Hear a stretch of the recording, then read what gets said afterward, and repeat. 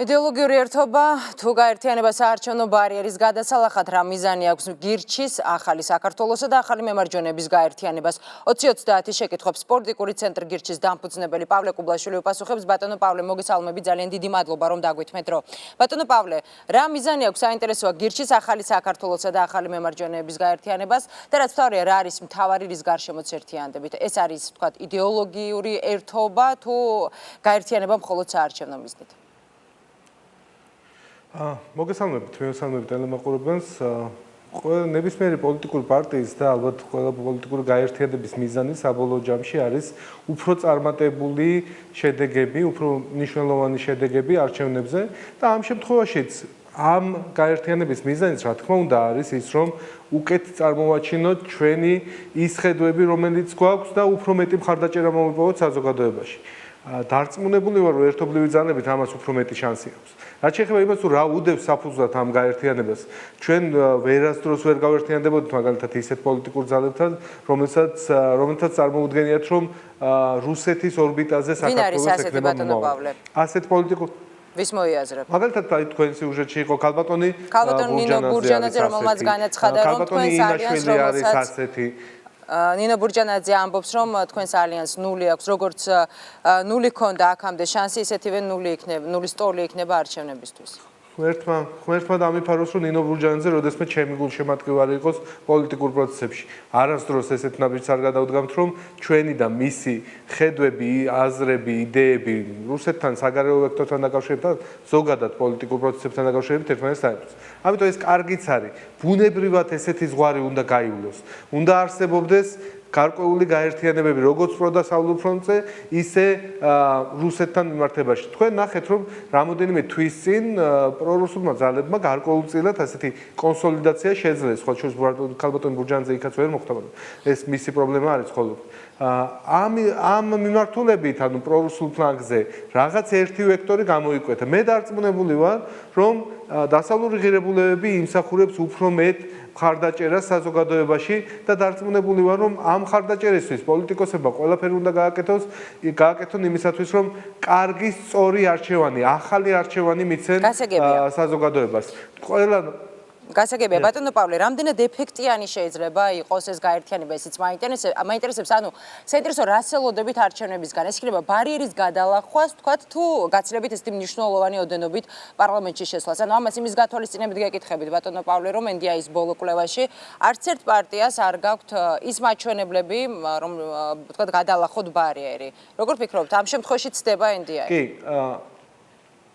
ამ შემთხვევაში მე არ ვაფასებ ამ შემთხვევაში კონკრეტულ კვლევას და ამასთან დაკავშირებით კომენტარს აიხა არ გავაკეთებ. ერთი რამ შემიძლია ვთქვა, რა თქმა უნდა, გაერთიანების პირობებში შანსები ამ ტიპის გაერთიანების უფრო მაღალია, ვიდრე თითოეული ცალ-ცალკე აღებული ამ ბლოკის შემადგენელი პარტიების. ამიტომ დარწმუნებული ვარ, რომ საზოგადოება უფრო მკვეთრად დაინახავს იმ გზავნილებს, რაც ჩვენი მხრიდან არის.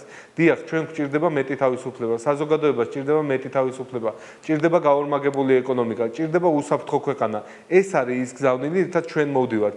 ეს არის ის, რაც უნდა დაინახოს ჩვენმა საზოგადოებამ და დარწმუნებული ვარ, რომ ჩვენ ყველანი ერთად ამ მიმართულებით შედეგებს დავდებთ. იმიტომ რომ სხვა შემთხვევაში ისევ დარჩება ორად გაყოფილი პარლამენტი, რაც მე ვფიქრობ, რომ საკმაოდ რთულია. ძალიან მნიშვნელოვანია, რომ პოლიტიკური სპექტრი რაც შეიძლება ფართოდ იყოს წარმოდგენილი საქართველოს პარლამენტში და ის გზავნილი რაც ადრე იყოს, რომ აი ბიზნეს ივანიშვილი როცა მოვიდა პოლიტიკაში, პირველივე გზავნილი რაც იყო, მისი რომ შუა უნდა გაიკრიფოს. აღმოჩნდა, რომ ამ შუის გაკრიფვის შემდეგ რეალურად დაპირისპირების რეჟიმში გადავიდა ქვეყანა და ორი ძლიერი ძალა, რომელიც ერთმანეთს უპირისპირდება და ამ დაპირისპირებას გადაყვა ბოლო 4 წელი. ამიტომ დარწმუნებული ვარ, რომ სწორედ შუაში არის ის გასაღები, რომლითაც წინ უნდა წავიდეს ქვეყანა, რომლითაც უფრო ძლიერი ეკონომიკა უნდა შეიქმნას, რომლითაც ქვეყანა უნდა იყოს ისეთი, როგორც ჩვენ წარმოგვიდგენია. ბატონო პავლე, თქვენმა ლიდერმა ზურაბ ჯაფარიძემ განაცხადა, რომ ეს ბლოკი ძალიან კონკურენტული იქნება. საინტერესო თქვა, რას ნიშნავს ძალიან კონკურენტული? ანუ რამდენი კაცი შეყვანის იმედი გაქვთ და სიაში ადგილები როგორ გადანაწილდება, თუ შეგიძლიათ რომ გითხრათ? კონკურენტუნარიანი ნიშნავს იმას, რომ სხვა პოლიტიკურ ძალებთან შედარებით მე დარწმუნებული ვარ, რომ უფრო მკაფიოდ ჩამოყალიბებული პოზიციები ექნება ყველა საკითხთან დაკავშირებით, უფრო კონკრეტული ეკონომიკური ხედვები ექნება, კონკრეტული ხედვები ინოვაციებთან დაკავშირებით, იმასთან დაკავშირებით, რომ როგორ უნდა გახდეს საქართველოს ორჯერ უფრო ძლიერი ეკონომიკის თვალსაზრისით, ეს იქნება ჩვენი ძირითადი უპირატესობა და დარწმუნებული ვარ, რომ ამ მიმართულებით ჩვენი შანსები ამ ბლოკთან ერთად, ვაშაძე ჯაფარიძე ახალი არჩევანის ბლოკთან ერთად, რა თქმა უნდა გაიზრდება. დარწმუნებული ვარ, რომ ამ მიმართულებით შედეგებს მივახცევთ. რაც შეეხება სიას, ვინს იქნება, როგორ იქნება, რამდენი მანდატით შევალ, მე მგონია, რომ ზოგადად ყველაფერს თავისი დრო აქვს. ამ შემთხვევაში ჩვენი პირველი ნაბიჯი, პირველი განაცხადი იყო დღეს. დარწმუნებული ვარ, რომ უახლოეს პერიოდში ყველა სხვა მიმართულებით ცალკეულ პოზიციებზე დამატებით გავაცნობთ საზოგადოებას ჩვენ ხედვებს, რამდენი იქნება ჩვენი მხარდაჭერა, რამდენი ადამიანი დაგვიჭერს ხალხს, რამდენად შევძლებთ, რომ დავძლიოთ ის იმედგაცრუება, რაც არის საზოგადოებაში. ამას რო გვაჩვენებს. არჩევნები ყველაფერს დასვამს თავის ადგილს. გასაგებია. კონკრეტულ ხედვებზე საუბრობთ, ბატონო პავლე, ახალი მემარჯვენეების ლიდერმა განაცხადა, რომ გაქვთ განსხვავებული მოსაზრებები წარსულის შეფასებებთან დაკავშირებით, მაგრამ ასევე გაქვთ ერთიანი ხედვა მომავალთან დაკავშირებით.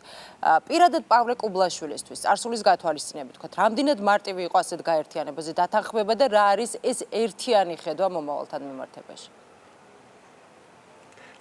კი, გვაქვს განსხვავებული ხედვები წარსულთან დაკავშირებით და ძალიან ბევრი საკითხი არის, რომელთან დაკავშირებით შეიძლება სხვადასხვა შეფასებები გქონდეს, თუმცა ჩემთვის არ არის უცხო შეცდომების აღიარება ბევრი სხვადასხვა მიმართულებით და დარწმუნებული ვარ, რომ თუ შეცდომების გააზრება ვერ ხერხდება, ნაბიჯის წინ გადადგმა ყოველთვის ჭირს. ამიტომ მე მგონია, რომ ფოკუსი უნდა გავაკეთოთ მომავალზე, იმაზე, რომ უკეთესი ეკონომიკა შევქმნათ ქვეყანაში, უფრო მეტი თავისუფლება მოვიტანოთ ქვეყანაში, ეს არის ის ძირითადი, რაც საბოლოო ჯამში მიგვიყვანს წარმატებულ საქართველომდე. ეს არის ჩვენი მომავალი და ამ მიმართულებით ჩვენი ხედვები, რაც ეხება საგადასახადო ლიბერალიზაციას, რაც ეხება იმ ზომებს, რამაც საბოლოო ჯამში 4 წლის განმავლობაში უნდა გააორმაგოს ქართული ეკონომიკა. ამ მიმართულებით გადასადგმელი ნაბიჯების თვალსაზრისით ჩვენი ხედვები თითქმის 100%-იან თანხმობენ. გასაგებია. და ბოლოს შეკითხოთ, რომ ფაქტობრივად ამოიწურა ბატონო პავლე, თუ შეიძლება ძალიან მოკლედ რომ მიპასუხოთ, მთავარ კონკურენტად ვის აღიქვამთ? არავისთვის საიდუმლო არ არის, რომ დღეს ქვეყანაში არის ორი ძირითადი ძლიერი პოლიტიკური ძალა, რომელიც ასე ვთქვათ, ერთმანეთს ეცილება, მაგრამ სწორედ მათ ჭიდილში იკარგება ყველაფერი, რაც ამ ქვეყანას შეიძლება კონდეს. ამ ჭიდილში, ამ დაპირისპირებაში საქართველოს დაკარგა 4 წელი. დაკარგა 4 წელი, რომლის განმავლობაში ეკონომიკა უნდა განვითარებულიყო. ამ ორ ძალას აღვიქვამთ. რა თქმა უნდა, ეხლა ბუნებრივია ადმინისტრაციული რესურსი. ქართული ოცნება, ნაციონალური მოძრაობა. ქართული ოცნებიდან ამბობენ, რომ მართული გუნდის წარმომადგენლები, რომ ისინი თქვენ კონკურენტად ვერ აღიქვამენ. არის ეს დამაკმაყოფილებელი პასუხი? ძალიან ცუდია თუ მათ ესეთი განცდები აქვს. დარწმუნებული ვარ, რომ ეს იმის ბრალიც არის, რომ საზოგადოებასთან ნაკლები შეხება აქვს. მე დარწმუნებული ვარ ასევე იმაში, რომ თუ მათ ექნებათ საშუალება ნახონ ჩვენი ხედვები ცალკეული მიმართულებით. შეიძლება არ აღვიქვან კონკურენტად, მაგრამ აღვიქვან ადამიანებად, რომელსაც უნდა მოусმინონ, რომელთა ხედვებიც უნდა გაიზიარონ, რომელთა მიერ მითითებულ გზაზე უნდა იარონ, იმიტომ რომ სხვა შემთხვევაში საქართველოს მომავალი არ ექნება. ეს გზა ეკონომიკური თავისუფლების გზა, მეტი თავისუფლების გზა, ერთადერთი გზაა, რომელსაც შეუძლია საქართველოს გადაარჩენოს. ძალიან დიდი მადლობა 2030 შეკითხვებს პავლე კუბლაშვილი პასუხობდა.